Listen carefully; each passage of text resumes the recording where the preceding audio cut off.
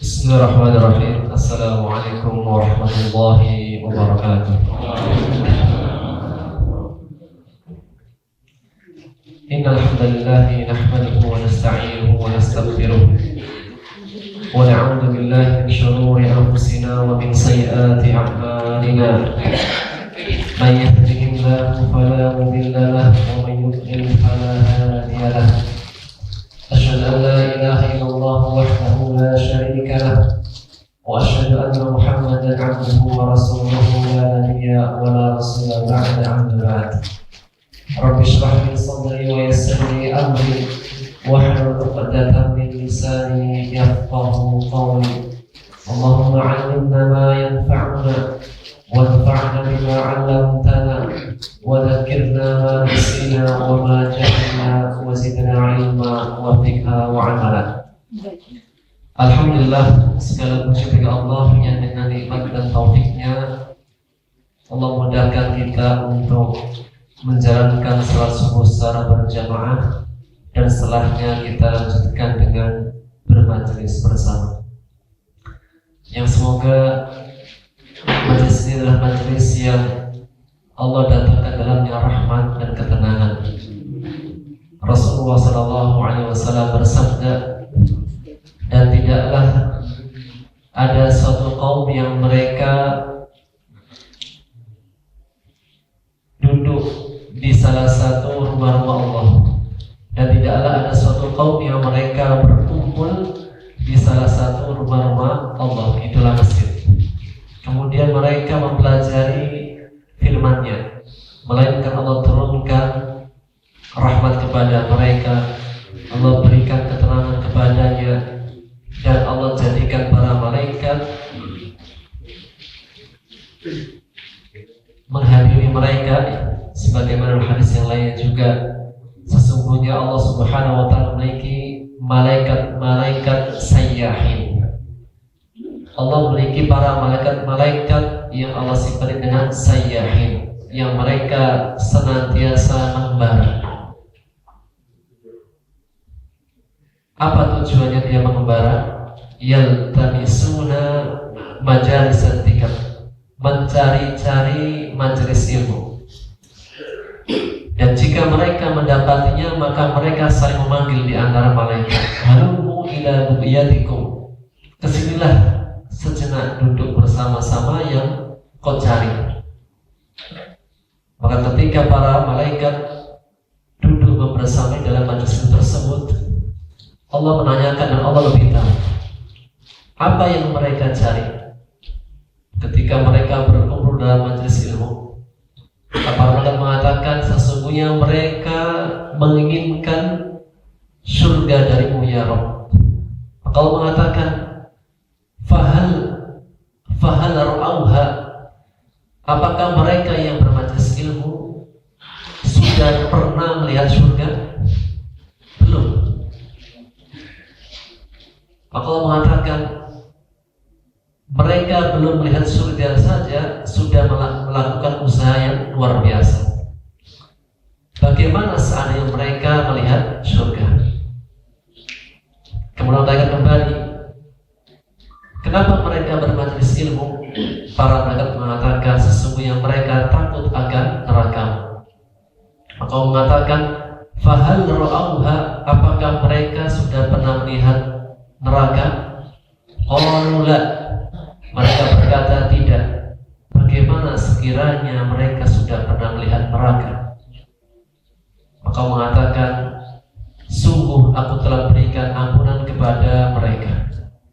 Maka ketika mengatakan, inni ghafartu lahum, aku memberikan ampunan kepada mereka, maka ada salah satu di antara malaikat yang memberikan instruksi, ya Rabb, sesungguhnya di tengah-tengah yang hadir ini ada yang niatnya bukan untuk majelis ilmu. Ada yang hadir mungkin punya niat yang lain, datang ke masjid awalnya bukan niat untuk niat majelis ilmu. Ngapain ke masjid? Cari sandal. Kenapa awal datang cari sandal atau cari sesuatu? Niatnya bukan untuk majelis ilmu. atau lihatnya hal yang lain. Intinya bukan untuk majelis ilmu, hanya untuk sholat subuh selesai, dan ternyata ada rame-rame. Karena ada rame-rame sekaligus timbul. Maka menurut malaikat ini seharusnya gak dapat rahmat dan ampunan.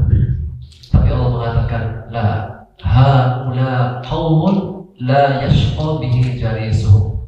Mereka adalah kaum yang tidak akan ada yang merugi ketika duduk bermajlis dengan mereka. Dalam artian, yang awalnya tidak memiliki niat untuk bermajlis ilmu, hanya duduk saja, hanya ikut nimbrung, namun tidak punya niat sama sekali sejak awal. Allah mengatakan, haula qaumun la yashqa bihi jalisuhum. Mereka adalah kaum yang tidak akan sengsara ketika mereka duduk bersama ahli ilmu. Maka semoga kita semuanya senantiasa mendapatkan taufik dari Allah untuk senantiasa dikuatkan niat kita, usaha kita dalam mencari ilmu. Dan semuanya yang hadir, semuanya yang membersamai, insya Allah mendapatkan rahmat dan ampunan dari Allah Subhanahu wa Ta'ala. Jamaah yang Allah muliakan, kita akan lanjutkan materi kita pada kisah hadisatul ifk, yaitu berita dusta yang dialami oleh ibunda Ummul Mukminin, ibundanya orang-orang beriman, yaitu dia adalah Aisyah radhiyallahu anha. Maka semua istri Nabi adalah merupakan ummahatul mukminin, ibunda orang-orang beriman, yang kita memuliakannya, kita menjaga kehormatannya, dan kita mengambil pelajaran-pelajaran terbaik dari ibunda-ibunda orang beriman. Dan pertemuan kali ini adalah sebagai bentuk lanjutan dari pertemuan yang lalu. Kita sampai pada kisahnya ketika Rasulullah SAW berat keadaannya karena hampir sebulan tidak turun wahyu. Sebulan tidak turun wahyu mengenai tentang keadaan yang sedang beliau alami. Hingga akhirnya Rasulullah SAW minta pendapat.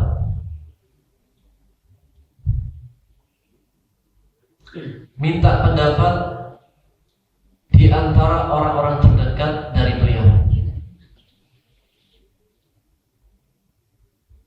Maka Rasulullah SAW memanggil dua orang terdekatnya, yaitu Ali bin Abi Thalib dan Usama bin Zaid.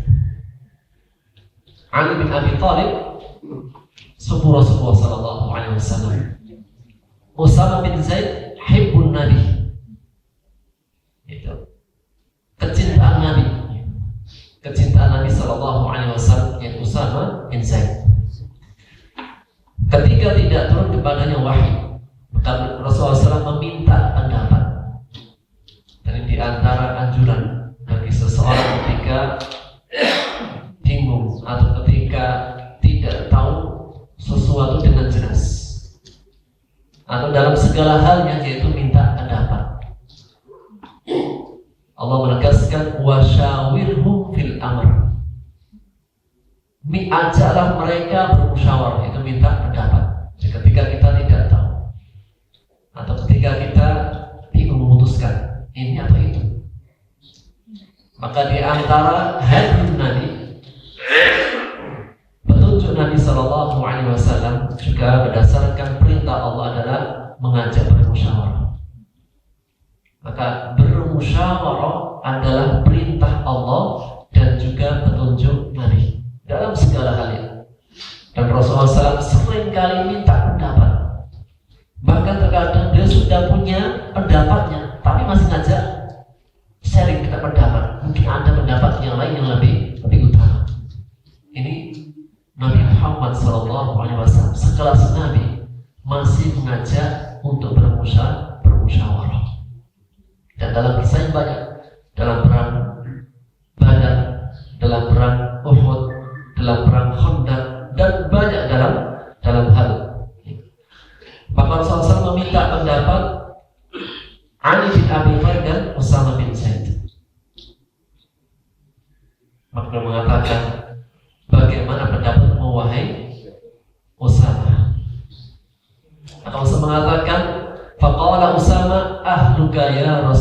wa ahluka, keluargamu wahai Rasulullah. La na'lam wallahi illa khairan, demi Allah kami tidak mengenalinya, mengetahui kecuali yang baik. Pendapat Usama bin Zaid tentang Aisyah radhiyallahu anha, la na'lam wallahi illa khairan, kami tidak pernah melihat, mengetahui sesuatu pada Aisyah kecuali kebaikan. Kita tahu Aisyah radhiyallahu anha dinikahi Rasulullah SAW ketika masih muda belia. Dan seseorang yang menikahnya lebih awal, lebih muda, dengan seseorang yang menikahnya mungkin di usia pertengahan, manakah yang lebih terjaga kehormatannya? Yang lebih muda, yang lebih awal. Kalau usia 30, 35, 40, mungkin dalam perjalanan hidupnya sudah ada persinggahan-persinggahan, cuma takdir tidak mempertemukan. Namun ketika menikahnya sejak muda itu apa? Hampir nyaris belum melewati persinggahan percintaan. Kan hati kan udah suka sama orang, lihat orang, masya Allah, jadi kayaknya boleh nih gitu. Dikejar-kejar gak dapat nih. Tapi seseorang ketika dia menikah sejak mudanya lebih terjaga kesuciannya. Dan dalam agama kita, seseorang ketika ingin menjadi orang yang suci bersih, maka perintahnya dengan menikah atau dengan tidak menikah. Ketika seorang menjadi orang yang bersih, suci dirinya, maka perintah Islam justru untuk segera menikah. Manakah yang lebih bersih dan suci, orang yang sudah menikah atau yang belum menikah? Yang sudah menikah. Maka Rasul menganjurkan kepada seorang laki-laki yang siapa saja yang sudah punya ba'ah kemampuan, maka segeralah menikah. Karena itu lebih dapat menjaga kesuciannya. Jika belum dapat jodohnya, apa perintahnya? Perbanyak puasa. Dan yang banyak-banyak puasa mungkin belum nikah, Pak. Solusi karena belum nikah. Maka Rasul bisa mengatakan, ahluka ya Rasulullah, la na'lamu wallahi illa khairan. Istrimu ya Rasulullah, kami tidak pernah mengetahuinya kecuali kebaikan. Persaksian dari Usama bin Zaid, tasfiyah. Wa amma Ali, adapun Ali ibnu Abi Thalib, faqala, maka beliau berikan pendapatnya, ya Rasulullah, lam yudayyiqillahu 'alaika wan nisa'u siwaha katsir. Wahai Rasulullah, dan sebelumnya, siapakah Ali bin Abi Thalib? Dan Rasulullah SAW. Ali itu dengan kedekatan dengan Rasulullah SAW apa? Sepupu. Ya, anaknya Abu Thalib. Abu Thalib paman Rasulullah SAW, sehingga keluarga dekatnya Rasulullah SAW. Dan Rasulullah SAW keluarga besarnya. Ketika keluarga besarnya atau kerabatnya ada yang punya masalah yang berat, maka mengatakan, ya Rasulullah, Allah tidak pernah menyempitkan keadaan, dan wanita selain dia masih banyak. Perempuan selain dia masih banyak. Tentunya Pak ini Ali memberikan pendapat seperti itu karena melihat sesuatu berat keadaannya. Di antara keadaan yang sangat berat yang pernah dialami seseorang adalah ketika tuduhan kepada istrinya. Karena ketika sudah menyangkut istrinya, juga menyangkut tentang dirinya. Seseorang ketika ingin merusak kepribadian seseorang, jika tidak bisa merusak secara langsung kepada kepribadiannya, maka rusaklah dari keluarga. Cara merusaknya dengan rusaklah salah satu dari keluarga. atau teman-temannya. Jika keluarganya saja seperti itu, teman-temannya seperti itu, maka apa penilaian orang terhadap kepribadian orang tersebut? Pasti menilai kurang. Sehingga hal ini sangat berat yang dialami Rasulullah SAW. Namun Ali bin Abi Thalib masih memberikan pembanding. Salil jariyah tasdukka, tanyakan kepada pembantunya, dia akan memberikan kabar dengan benar. Tidaklah yang lebih tahu dengan Aisyah melainkan orang yang sering mendampingi Aisyah. Siapa dia? Barirah, ya, asistennya. Yang sering mendampingi Aisyah adalah Barirah. Dan memang ini, kalau kita ingin mengetahui tentang kepribadian seseorang, itu di antara cara yang mudah yang mana? Lihat siapa temannya, lihat siapa orang terdekat. Seorang penyair mengatakan, "Anil mar'i la tas'alu." Tentang seorang, kalau ingin mengetahui tentang seseorang, jangan tanyakan langsung pada orangnya. Pak, sampai baik apa enggak? Enggak enak kan? Soleh apa enggak soleh? Anil mar'i la tas'alu. Tentang seseorang, jangan tanyakan langsung padanya. Salil qarina, namun tanyakan kepada teman. Fal qarin bil muqarran yuqtada. Maka teman dengan teman itu saling berkaitan, saling mengikuti, saling menyerupai. Sehingga siapakah orang yang tahu tentang kita adalah orang yang sering bersama dengan kita. Perasaan dia akan tahu karakternya seperti apa, kepribadiannya seperti apa, gimana keadaan. Dia akan banyak tahu tentang dirinya. Dan dalam hal ini banyak hadis atau hikmah yang menjelaskan tentang teman dekat. Teman dekat itu sebagaimana as-sahib sahib. Seorang yang bisa mengatakan as-sahib sahib. Teman itu punya daya tarik. Teman itu punya daya tarik. Kalau temannya suka ngaji, insya Allah dia ke bawah. Kalau temannya suka ahli hisab, atau ahli hisab ya, insya Allah tidak jauh akan seperti itu. Kalau temannya suka mancing, insya Allah Pak, dia pun awalnya ya ikut-ikut aja, akhirnya apa? Mancing bareng. Yang temannya suka goes, ya lama-lama juga pengen goes. Sehingga anil mar'i la tas'alhu, tentang seorang jangan tanyakan langsung, cukup tanyakan temannya. Maka Rasulullah memanggil Barirah. Beliau memanggil Barirah, ya Barirah, hal ra'aiti fiha syai'an yaribuk. Wahai Barirah, apakah kau melihat sesuatu yang meragukan dirimu pada Aisyah? Faqalat Barirah, baru mengatakan, la wallahu walladhi ba'athaka bil haqq in ra'aitu minha amran aqmisu 'alaiha. Demi zat yang mengutusmu dengan kebenaran, aku enggak melihat perkara melainkan aku tidak pernah melihatnya kecuali kebaikan. Hanya saja dia adalah seseorang yang pernah membantu bikin adonan.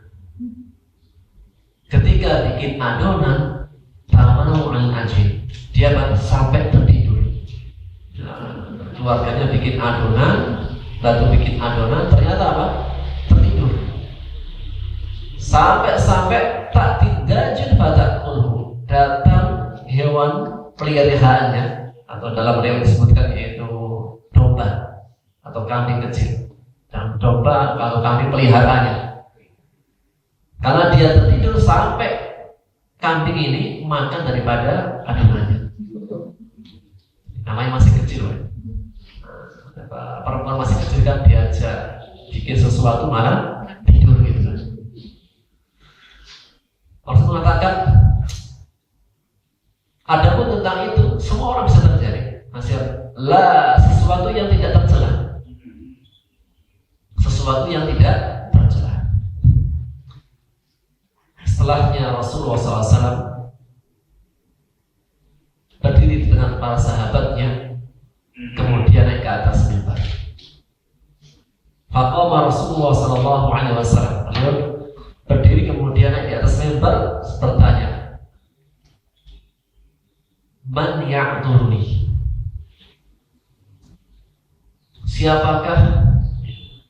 Siapakah orang yang bisa menolongku, membantuku? Sesungguhnya ada seseorang yang ada fi ahli, dia menyakiti keluarga. Ada seseorang itu yang menyakiti keluarga. Fa wallahi ma 'alimtu 'ala ahli illa khair. Beliau memberikan persaksian, demi Allah, aku tidak pernah melihat pada keluarga yaitu Aisyah melainkan kebaikan. Dan sungguh mereka telah menyebutkan seorang laki. Maksudnya siapa? Abdullah bin Ubay bin Salul. Namun tidak disebutkan namanya. Disebutkan ada seorang laki yang dia itu menyebarkan dan terus menyebarkan berita dusta tentang istriku. Siapa yang bisa bantu untuk menghentikan si fulan tersebut? Semua orang paham maksudnya. Laki-laki itu adalah Abdullah bin Ubay bin Salul.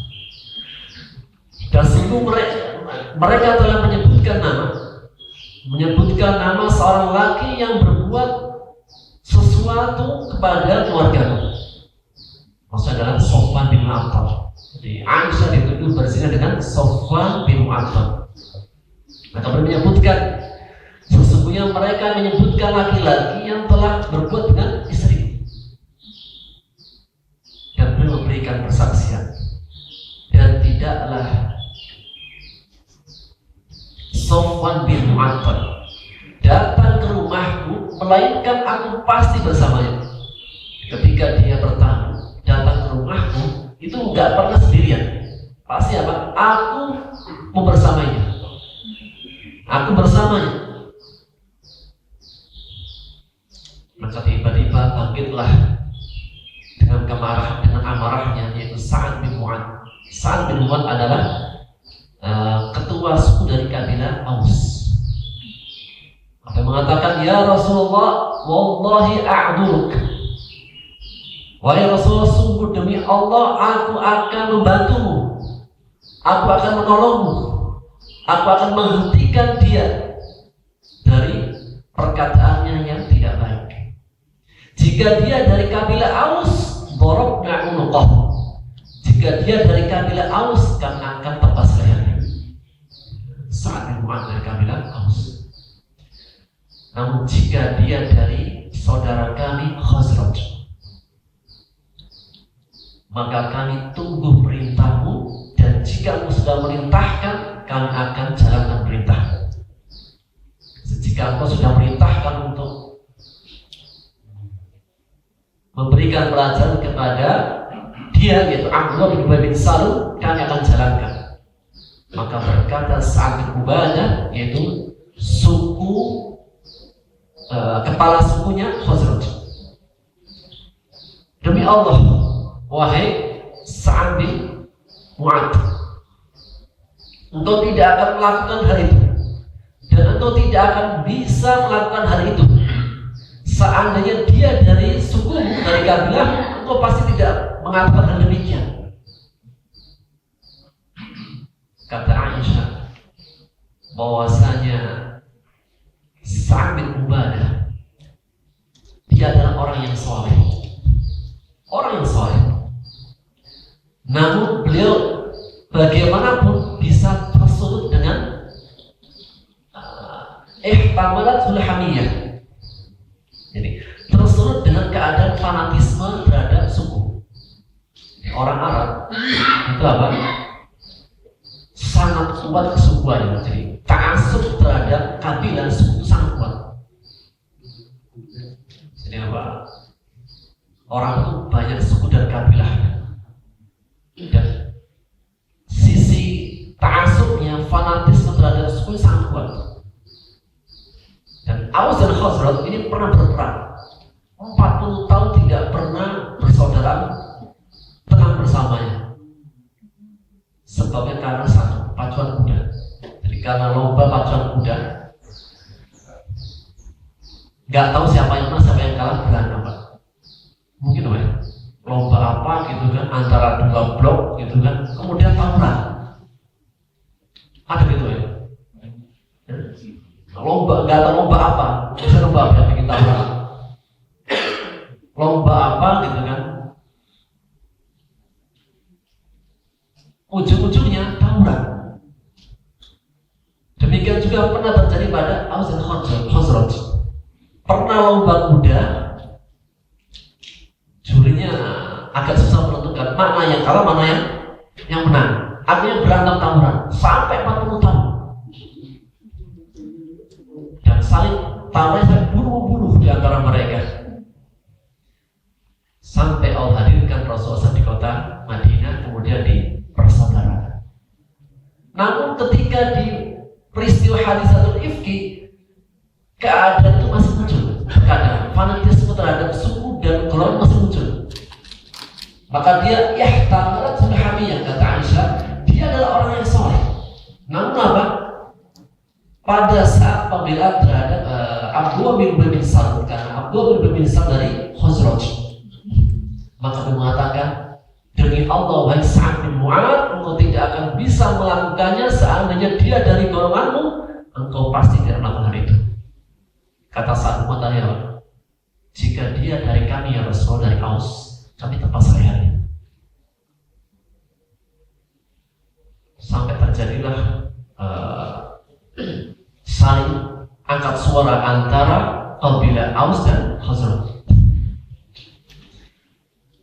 Kemudian di tengah-tengah perdebatan di antara mereka, Rasulullah masih di atas mimbar. Kita bisa bayangkan, Rasulullah masih di tengah-tengah mereka, masih di atas mimbar.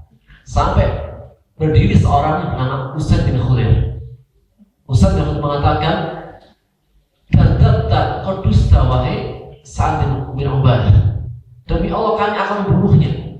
Dan sungguh engkau ini orang munafik. Wahai Sa'ad bin Ubadah, innaka munafik. Tujadil annal munafiqin." Engkau membela orang-orang munafik. Ini apa? Usaid bin Khudair mengatakan hal demikian bukan menegaskan bahwasanya Sa'ad bin Ubadah benar-benar munafik, bukan. Cuma sudah kesal. Orang kalau sudah kesal bagaimana? Kadang-kadang apa? Ilmunya hilang. Jadi kalau sudah kesal kadang apa? Yang sudah dikasih hilang gitu. Ke bawah emosi, terus sama emosi. Gimana? Dia berat keadaan. Gimana apa? Sa'ad bin Ubadah masih membela Abdullah bin Salul. Apanya Pak? Apa enggak berat ujiannya? Sampai ketika keduanya sudah saling bertengkar dan di tengah-tengah mereka ada Rasulullah SAW, kemudian turun dari mimbarnya, kemudian menenangkan mereka. Fanazala fakhaffalahu.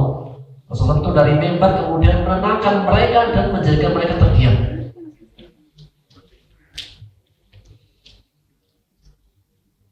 Sa'ad bin Ubadah, kepala suku dari Khazraj. Sa'ad bin Mu'adz, kepala suku dari Aus. Keduanya hampir bertengkar di antara mereka karena perkara Abdullah bin Ubay bin Salul. Sampai akhirnya Allah menurunkan firman kepada mereka. Allah menenangkan keadaan di antara para sahabatnya. Allah turunkan firman-Nya dalam surat Al-Anfal di ayat 62. Huwallazi ba'atsaka bil haqq.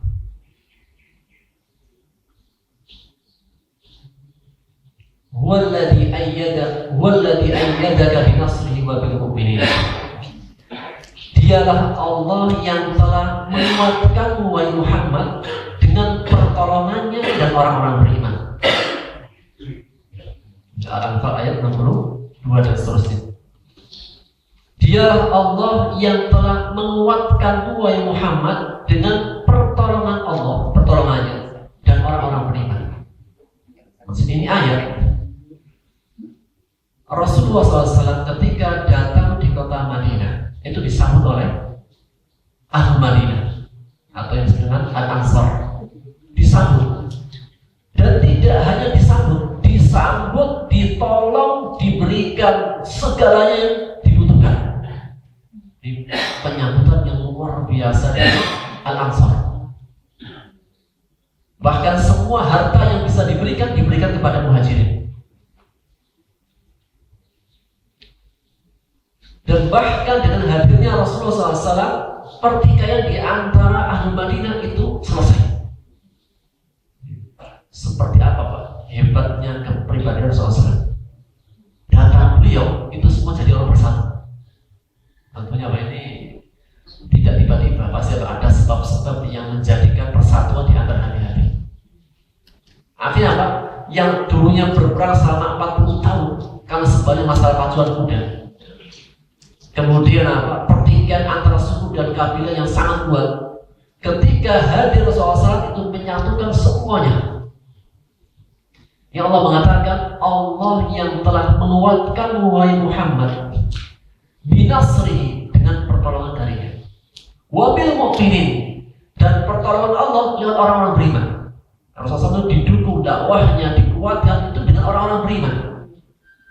Maka Allah mengatakan wa allafa baina qulubihim, dan Allah mempersatukan hati-hati mereka. Di antara bentuk pertolongan Allah adalah mempersatukan Ahlul Ansar, mempersatukan Ahlul Madinah Al-Ansar. Disatukan hati mereka, kemudian mereka akhirnya saling gotong royong, saling bersatu. Yang Allah mengatakan, "Lau anfaqta ma fil ardi jami'an, ma alafta baina qulubihim." Wahai Muhammad, seandainya engkau mengeluarkan semua hartamu untuk infakkan, untuk menyatukan satu menjadi satu hati, itu tidak akan terjadi. Misalnya apa? Di antara yang susah dan sulit adalah menyatukan hati manusia. Masing-masing punya niatannya, masing-masing punya tujuannya. Yang seandainya kita itu menginfakkan semua harta kita untuk menyatukan hati manusia, kalau bukan taufik dari Allah tidak akan terjadi.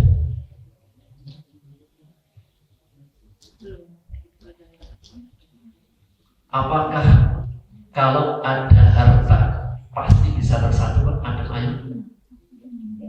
Kalau ada harta itu pasti adil atau tidak adil?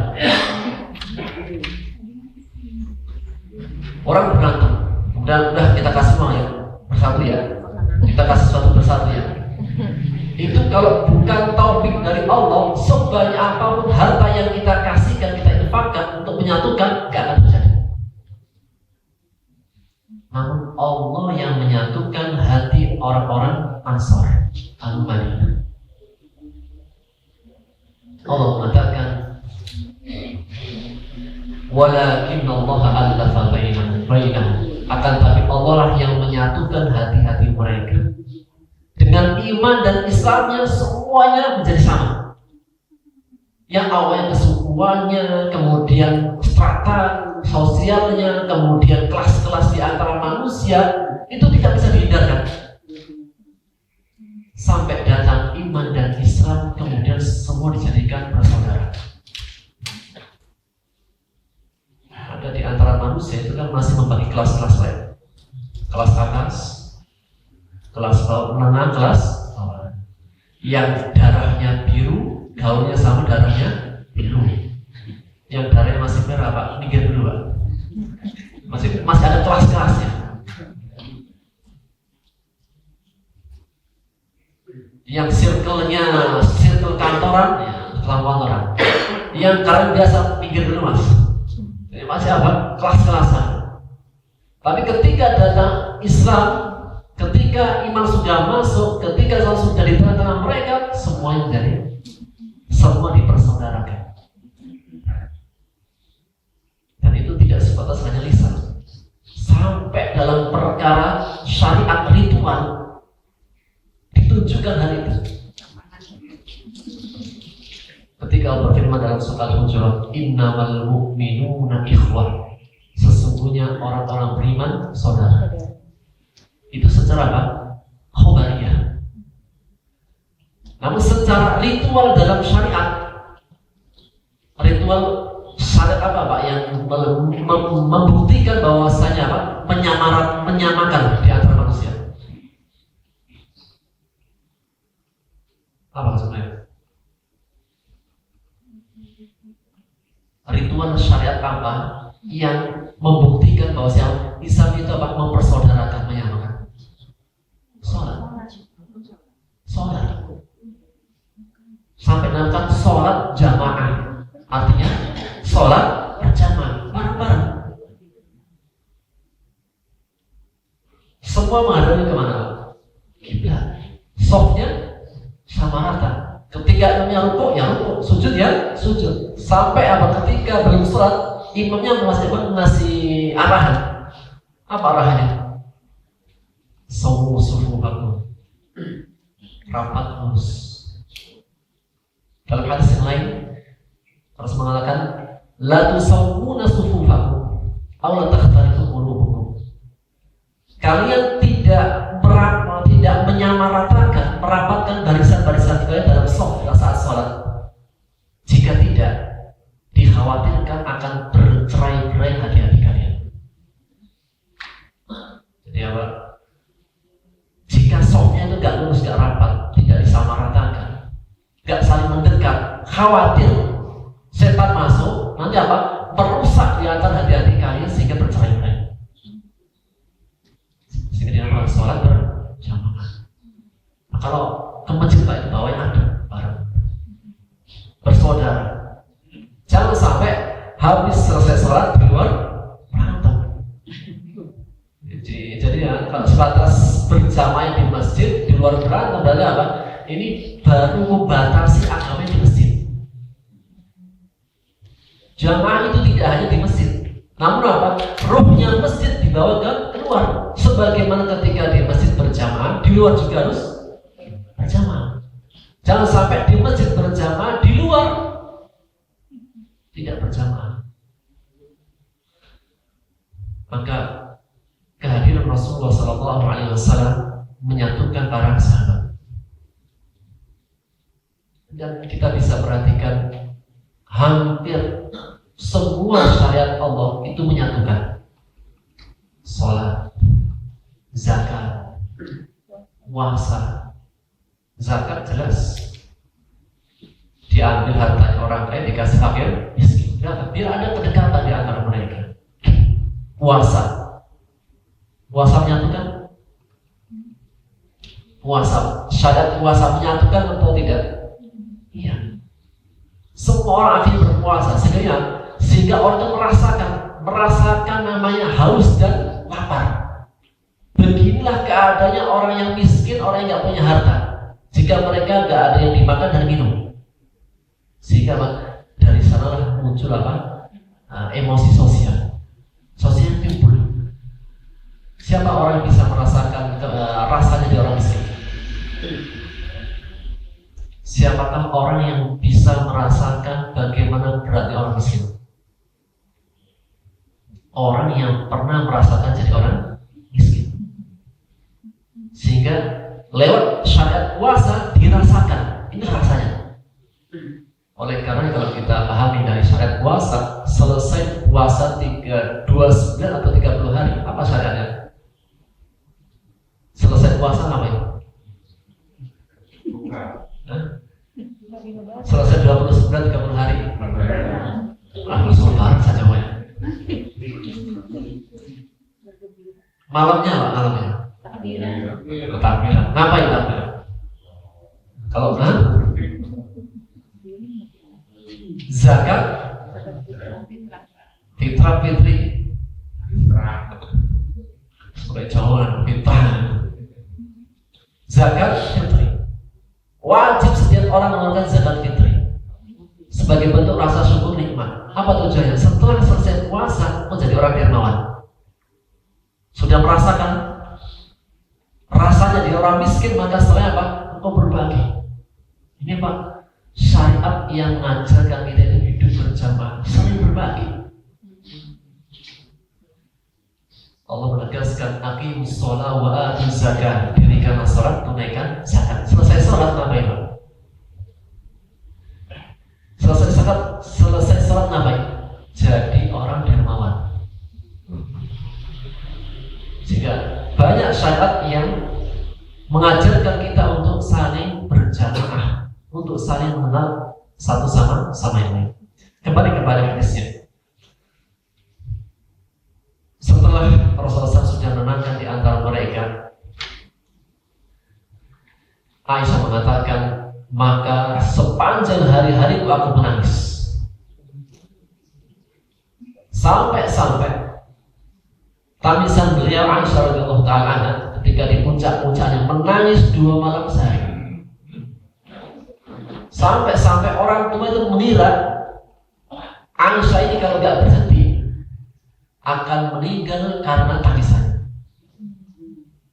Hatta a'udhu annal buka falikul kabir. Sampai aku mengira bahwa tangisan itu bisa membelah hatiku. Ketika pada saat itu maka tiba-tiba datanglah 2 orang tuanya, menenangkan hati Aisyah. Dan tiba-tiba datanglah seorang perempuan Ansor yang minta izin untuk duduk di dekatku. Ada yang mengunjungi Aisyah, ingin menggembirakan hatinya, meringankan keadaannya. Ketika duduk bersamaku, justru dia menangis. Sampai orang melihat Aisyah itu menangis. Kesedihan yang luar biasa. Jadi ujian yang sangat berat yang dialami Aisyah yang belum pernah dialami yang lainnya. Sampai orang yang melihat keadaan Aisyah menangis. Maka di saat itu tiba-tiba Rasulullah SAW datang dan duduk di samping. Aisyah mengatakan, Rasulullah SAW belum duduk di sampingku semenjak kejadian ini. Sejak kejadian Hadisatul Ifki selesai dari pulang dari perang, itu Rasulullah kalau datang Pak Aisyah harus tanya kabar, kaifatikum, gimana kabarnya? Kamu duduk di samping itu nggak pernah. Kemudian saya mengatakan fatah syahadah, beliau memberikan persaksian asyhadu an la ilaha illallah rasulullah. Amma ba'du. Setelah ibundanya duduk di sampingnya, kemudian bersama juga ada seorang wanita Ansor mengatakan amma ba'd. Beliau mengatakan, wahai Aisyah, sesungguhnya telah sampai kepadamu berita tentang ini dan itu. Fa'in kunti bari'atan, jika engkau memang benar-benar bebas dari tuduhan, tidak melakukan, niscaya Allah akan bebaskan engkau dari tuduhan tersebut. Wa idza kunti almanti bidzambin, namun jika engkau melakukan dosa, sampai lafaz yang dipilih dalam bahasa al-manti, Rasulullah tidak mengatakan fa'alti dzamban, engkau melakukan dosa, enggak, tapi lafaz yang dipakai al-manti. Makna alamah yaitu perbuatan dosa yang enggak disengaja. Kan ada orang yang berbuat dosa itu sengaja. Sejak awal niatnya ingin berbuat dosa. Orang itu ngambil barangnya orang itu niat sejak awal mau enggak niat? Ke masjid ngambil sandal itu niat sejak sebelum berangkat atau tiba-tiba? Bisa dua-duanya kan? Sejak dari rumah sudah niatnya apa? Ingin cari sandal.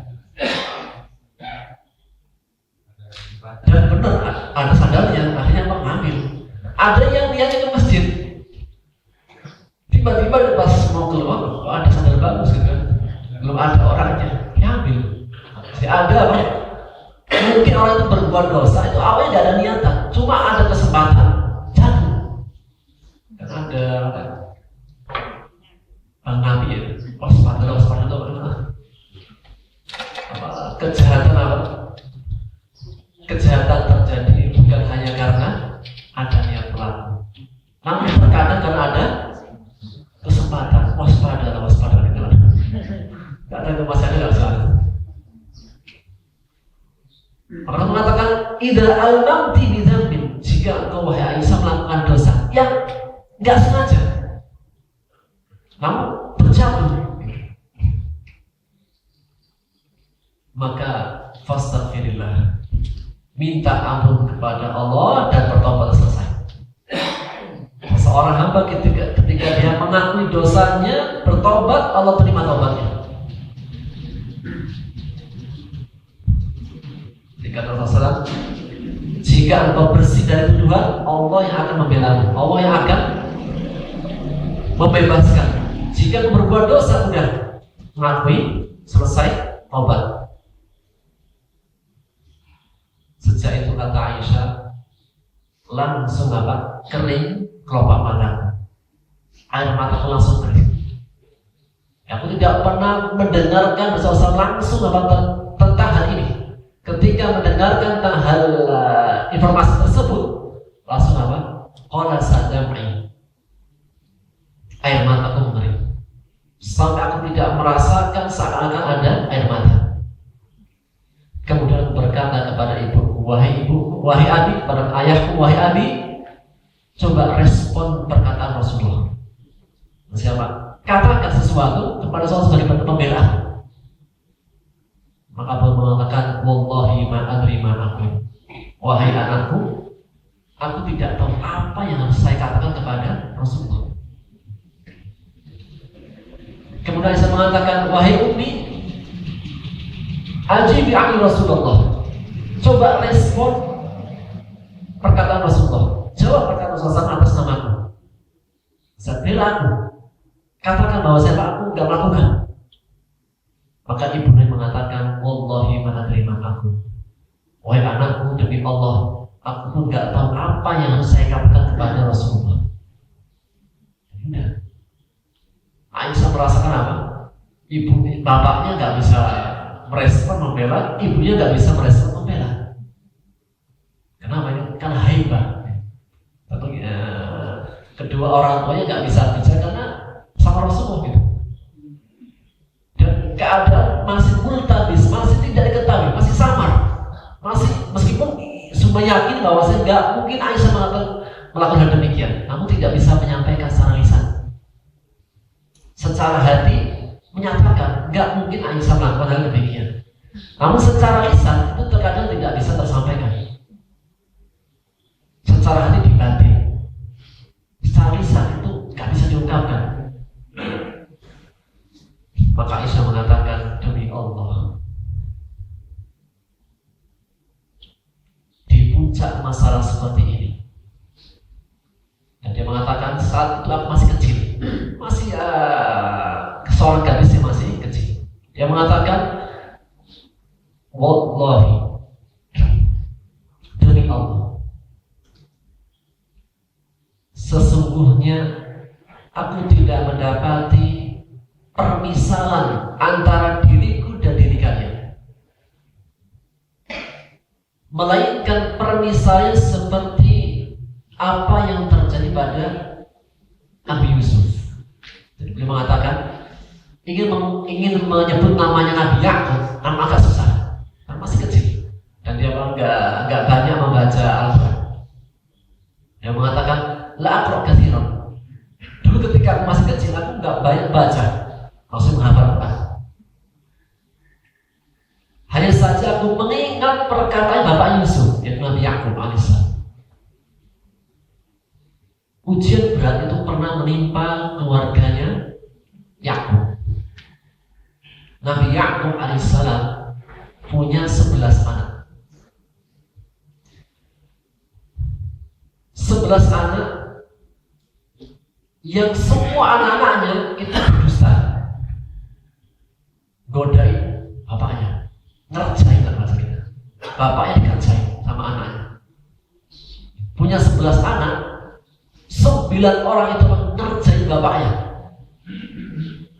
Mereka bersepakat bahwa Yusuf dimakan oleh serigala. Dan Nabi Yakub itu apa? Paham betul, itu dusta. Gak bisa diungkapkan dengan hati. Nah, dirasakan dalam hati tapi gak bisa diungkapkan dengan kata-kata. Makanya saya mengatakan sesungguhnya aku tidak mendapati permisalan, melainkan permisalan yang pas dan cocok adalah seperti kayak bapaknya Yusuf. Ketika bapaknya Yusuf mendapatkan ujian yang sangat berat, maka tidak ada kata-kata yang lebih tepat untuk mengungkapkan permasalahan di depan yang lainnya kecuali yang satu. Fasabrun jamil. Fasabrun jamil. Sabar yang indah. Dan sabar yang indah, berkata Ibnu Taimiyah, sabrun la syakwa. Sabar yang gak banyak mengeluh. Udah. Saat yang lainnya tidak ada yang bisa dipercaya, ya sudah. Maka apa? Yang menjadi tempat aku bersandar itu hanya Allah. Dengan hanya mengungkapkan sabrun jamil, sabar yang indah. Tidak banyak mengeluh, tidak banyak cerita. Wallahul musta'anu ala ma tasifun. Allah tempat memohon pertolongan dari semua yang mereka ceritakan.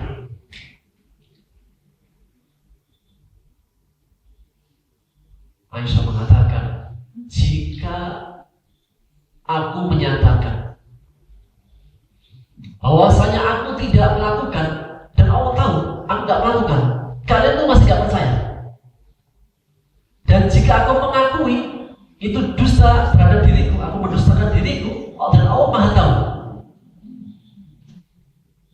kalian percaya. Sampai tingkatan bahwa kalau Aisyah itu bicara sejujurnya itu tidak dipercaya. Namun jika dipaksa mengakui dan Allah tahu itu nggak terjadi, baru yang lain aku. Jadi sudah sampai seperti apa beritanya. Jadi kalau dia berbicara itu nggak ada yang, hampir nyaris orang nggak percaya. Tapi kalau dia mendustai dirinya, mengakui berbuat padahal dia nggak berbuat, orang baru percaya. Sehingga sudah di puncak masalah seperti itu, nggak ada permisalan yang lebih tepat untukku, melainkan seperti permisalan Abu Yusuf. Apanya sudah? Fasabrun jamil. Makanya Pak, tidak ada kesabaran yang indah dalam kehidupan para nabi seperti sabar indahnya siapa? Nabi Yakub. Seorang bapak yang membesarkan anak-anaknya. Anak dibesarkan, kemudian dijadikan orang. Ketika sudah jadi besar, sudah jadi orang, kemudian dialah yang menjadi fitnah bagi orang tua. Kira-kira rasanya seperti apa? Sebagai orang tua punya anak, dibesarkan, dijadikan orang. Setelah jadi orang dan besar, justru fitnahnya ada pada dirinya. Kira-kira kesannya orang tua seperti apa? Beratnya seperti apa? Sangat berat. Namun bagaimanapun beratnya, tidak terlafalkan kata-kata celaan kepada anaknya atau laknat kepada anaknya. Tetap udah sabrun jamil. Sabar yang indah. Kadang kan ya manusia punya anak yang disayang-sayang dulunya, yang dirawat dulunya, yang di sekolah, ternyata justru fitnahnya dari sini. Kira-kira kekecewaan orang tua seperti apa? Sangat kecewa. Namun apa? Ambillah pelajaran dari Nabi Yakub alaihissalam. Sabrun jamil, sabar kesabarannya yang indah. Sampai akhirnya Aisyah melanjutkan kisahnya. Di saat seperti itu, kedua orang tua masih di sampingku. Kemudian ada seorang perempuan Ansor di kamarku. Kemudian seorang masih di tempat duduknya. tiba-tiba datang keadaan yang berat yang dialami Rasulullah SAW. Itu ketika turun wahyu, itu keadaan berat pada Rasulullah SAW. Maka dijelaskan Aisyah ya, keadaan beratnya sampai di musim yang dingin, musim yang sangat dingin, ketika turun wahyu, Rasulullah itu berkecucuran keringat. Misrul Jumal minal Arab, sampai ketika bercucuran keringat itu seperti jatuhnya mutiara. Keringat kan kayak mutiara ya. Itu di saat yang sangat dingin itu sampai bercucuran keringat. Masih turun wahyu. Setelah turun wahyu, Aisyah mengatakan, demi Allah, aku tidak pernah menyangka, bahkan aku melihat diriku sangat remeh untuk diturunkan wahyu. Gak pantas saya diturunkan wahyu. Saya itu hanya berharap Rasulullah SAW melihat dalam mimpi, yang mimpinya itu menegaskan aku bebas. Aku hanya berharap Rasulullah SAW bermimpi, dan mimpinya seorang Nabi adalah wahyu. Mimpinya Nabi adalah wahyu. Aku hanya berharap Rasulullah bermimpi melihat bahwa aku bebas dari Tuhan. Namun Allah turunkan ayat. Ketika Rasulullah selesai dari wahyunya, langsung wajah itu sumringah. Seakan apa? Orang yang terbebas dari masalah. Orang kalau punya masalah yang mana? Wajahnya kelihatan. Orang kalau punya masalah kelihatan. Wajah itu apa? Berat, gelap. Meskipun dia itu orangnya suka senyum, tapi kalau punya masalah, itu senyumnya itu rasanya yang biasanya manis jadi. Meskipun wajah itu apa suka senyum, manis, tapi kalau punya masalah, dia paksa senyum, rasanya nggak kayak manis kayak kemarin. Agak-agak asam tanpa apa ya. Maka Rasulullah ketika sudah selesai dari wahyunya, langsung sumringah wajahnya. Sangat sudah terbebas dari masalahnya. Maka dia mengatakan, wahai Aisyah, bergembiralah, sesungguhnya Allah telah membebaskan tuduhan darimu. Kemudian yang dibacakan firman Allah dari surat An-Nur ayat 11 sampai seterusnya sampai 10 ayat. Rasul mengatakan, innal ladzina ja'u bil ifki usbatun minkum. Dari surat An-Nur ayat 11 sampai ayat 20 adalah ayat pembelaan kepada Aisyah. Sesungguhnya orang-orang yang mereka melakukan berita bohong, orang-orang yang mereka mendatangkan berita dusta, usbatun minkum, segolongan dari kalian. Allah tidak mengatakan dari orang kafir, dari orang musyrik.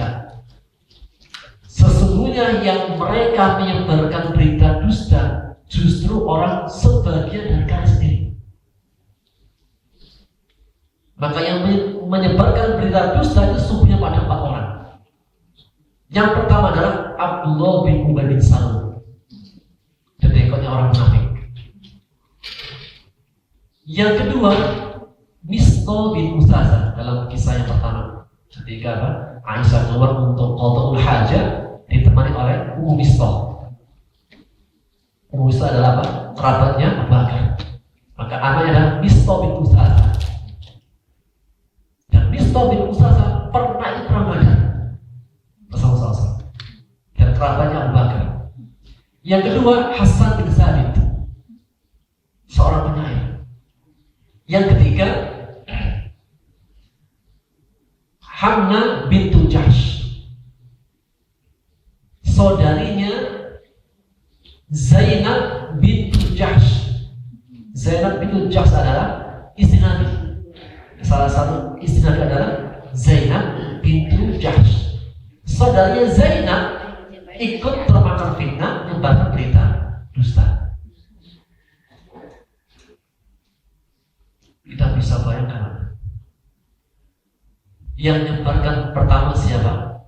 Satu orang, Abdullah bin Ubay bin Salul. Dari satu orang, yang lain termakan fitnah. Sampai apa? 3 orang terbaik orang beriman saat itu termakan fitnah. Hamna bintu Jahsh, Mistah Mistah bin Usasah, Hasan juga termakan fitnah. Maka mengatakan sesungguhnya orang-orang yang mereka menyebarkan berita dusta usbatun minkum, segolongan dari kalian. Ketika mendengarkan firman ini, dan salah satu yang menyatakan adalah Mistah bin Usasah berkata, maka demi Allah, sejak hari ini Mistah bin Usasah akan putus nafkahnya. Jadi keluarga Mistah punya keluarga, itu semua keluarganya ditanggung oleh Abu Bakar. Ternyata yang menyebarkan berita dusta adalah Mistah bin Usasah. Kira-kira gimana? Orang yang selama ini kita bantu ekonominya, kita kasih semuanya, ternyata dia ikut yang menyebarkan berita itu anak kita. Kita udah bilang, udah sejak ini apa? Putus lah. Kemudian turun ayat di ayat yang ke-22. Allah mengatakan, wala ya'talil ulul fadli minkum wassa'ah. Janganlah orang yang dikasih kelebihan harta dan kelapangan bersumpah tidak akan memberi lagi kepada orang-orang miskin, wajib dan kerabatnya di jalan Allah. Maksudnya ini ayat ditujukan kepada Abu Bakar. Wahai Abu Bakar, jangan bersumpah. Kenapa bersumpah? Demi Allah. Al-Yamin, bersumpah demi Allah saya tidak akan memberi nafkah lagi kepada keluarga Mistah. Ketika turun ayat ini, Allah mengatakan janganlah orang yang diberikan kelebihan harta dan kelapangan bersumpah untuk tidak memberi lagi orang miskin, di antaranya Mistah. Allah mengatakan, ala tuhibbuna an yaghfirallahu lakum. Apa enggak ingin, enggak suka dia mendapatkan ampunan dari Allah? Ketika turun ayat ini dari 22, Abu Bakar mengatakan, wallahi demi Allah, aku ingin dan suka agar Allah mengampuniku. Maka apa? Sejak itu Abu mengatakan, tidak jadi. Aku batalkan sumpahku dan dia membayar kafarat dan sumpahnya. Kemudian dibatalkan. Ini apa? Masya Allah. Jiwanya para sahabat itu kalau sudah berkaitan dengan ridho Allah itu nggak banyak mikir. Kalau kita kadang-kadang, kalau saya berbuat baik ini apa dapatnya? Tapi kalau hati para sahabat enggak. Ridho Allah, surga itu yang cari. Padahal nggak kelihatan. Tapi itulah Pak, iman kalau sudah membentuk dalam diri itu enggak. Yang dibicarakan bukan masa dunia lagi. Ridhonya Allah, ada kecintaan Allah suka, itu yang dikejar. Maka Abu Bakar Siddiq membatalkan sumpahnya dan tetap memberikan kepada keluarga Mistah. Menunjukkan Masya Allah, luar biasa. Hati Abu Bakar itu sangat lembut, sangat tunduk, sangat taat, sangat takwa kepada Allah. Baru menyampaikan, baru bersumpah, belum dilaksanakan, turun ayat langsung dirubah. Kalau kita tahu istighfar dulu, atau istighfar dulu, menenangkan hati dulu. Ini sekelas Abu Bakar. Kemudian setelah selesai permasalahannya sudah jelas, maka dari 4 orang yang dicampur 3. Yang dicampur dengan apa? Kalau ada orang yang menuduh orang berbuat zina, berapa hukumannya? 80 cambukan. Yang dicampur 3 orang. Hamna bintul Jahsh, kemudian Mistah bin Usasah, kemudian Hasan bin Sabit. Adapun Abdullah bin Ubay bin Salul tidak dicampur. Kenapa? Yang pertama, yang pantas bagi Abdullah bin Ubay bin Salul itu hukuman Allah. Jadi hukuman dunia itu kafarat. Ketika seorang sudah ditegakkan hukumannya, itu seperti penghapus dosa. Orang misalnya membunuh, biar dihapus dari dosa bunuh, ya dibunuh. Itu kafaratnya. Orang berzina, dirajam atau dicambuk, itu kafaratnya. Sehingga kafarat di dunia sebagai penebus dosa, hukuman dunia sebagai penebus dosa. Adapun Abdullah bin Ubay bin Salul tidak pantas baginya hukuman dunia, maka baginya adalah hukuman akhirat. Di antara sebab yang lain, Abdullah bin Ubay bin Salul berikutnya orang munafik, punya banyak pendukung. Jika ditegakkan had hukuman, ini bisa terjadi pertikaian. Oleh karena seorang mengambil sikap tidak menegakkan untuk menjaga keadaan. Jadi jika ditegakkan terjadi fitnah yang besar, sehingga biar tidak terbuka fitnah yang besar, akhirnya dibiarkan. Di antara fiqh dalam menghilangkan kemungkaran, di antara fiqh dalam menghilangkan kemungkaran, tidak boleh kita menghilangkan kemungkaran, justru datang kemungkaran lebih besar. Tidak mengingkari kemungkaran yang jika diingkari justru mendatangkan mudarat yang jauh lebih besar. Menghilangkan kemungkaran dengan menghilangkan mudaratnya dan tidak mendatangkan mudarat yang lebih besar. Ala kulli hal, Abdullah bin Ubay bin Salul tidak ditegakkan had karena beberapa pertimbangan tadi. Kemudian di akhir kisahnya Rasulullah SAW bertanya kepada Zainab bintu Jahsh. Zainab bintu Jahsh salah satu di antara istri Rasulullah SAW yang kecantikannya itu mirip dengan Aisyah. Jadi apa istilahnya apa? Jadi apa? Pesaing dalam madunya Aisyah itu Zainab bintu Jahsh. Seharusnya orang yang tersulut, yang termakan fitnah itu Zainab, karena pesaing madunya Rasulullah adalah Aisyah adalah Zainab. Namun Zainab ini tidak terpengaruh dengan keadaan. Ini yang saya bertanya, wahai Zainab, bagaimana pendapatmu yang kau lihat tentang Aisyah? Maksudnya, Rasul bertanya, kenapa kau tidak termakan oleh fitnah? Kan justru adalah pesaing Aisyah. Kata Zainab bin Jahsh, ya Rasulullah, ahmi sam'i wa basari. Sungguh sejak kejadian awal, aku sudah menutup, menjaga mataku dan telingaku. Aku menjaga mataku dan telingaku. Dan sejak awal aku tidak melihat pada Aisyah kecuali kebaikan. Maka kata Rasulullah SAW, itulah sebabnya Pak, Allah menjaga diri.